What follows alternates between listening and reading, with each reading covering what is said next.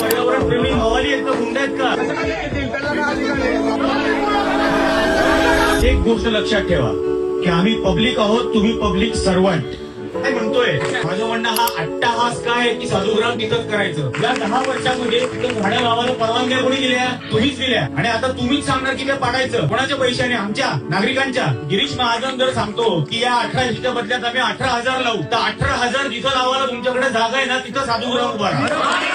आता हा जो महत्वाचा मुद्दा आहे की तुझं साधुग्राम करूच नका, तो संपूर्ण. आणि याच्यातला मुख्य मुद्दा हा आहे की या सर्व आखाड्यांना मिळालेल्या दानपत्र असलेल्या जमिनी आहेत, त्या जमिनींवर यांनी लॉन्स काढलेली आहेत, मंगल कार्यालय काढली आहे.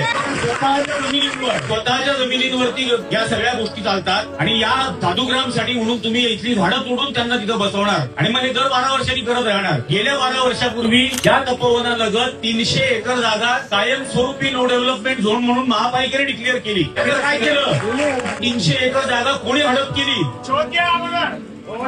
याचे पहिल्यांदा तुम्ही सांगायला पाहिजे. या अशा सुनावणीमध्ये तुम्ही अमुक 75 आणि तमुक 3 असं काहीतरी आम्हाला सांगत बसताय. याच्यात वेळ घालवू नका. सरळ सरळ हा रद्द. आणि इथं बाबुल नाना पण जे म्हणत होते की सक्षम अधिकारी, या कुंभमेळ्यासाठी ज्या गोष्टी व्हायला पाहिजे होत्या त्यातल्या काहीही झालेल्या नाहीत.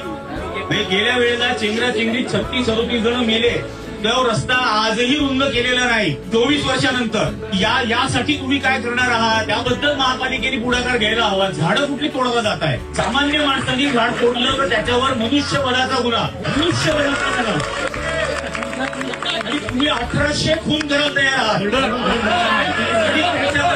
त्याच्यामध्ये तुम्ही ठरवणार यातले किती आवश्यक खून, किती अनावश्यक खून, याच्यातल्या किती पारंपरिक झाडं. आता झाडांमध्ये जातीयवाद आणणार का? पारंपरिक झाडं, अपारंपरिक झाडं.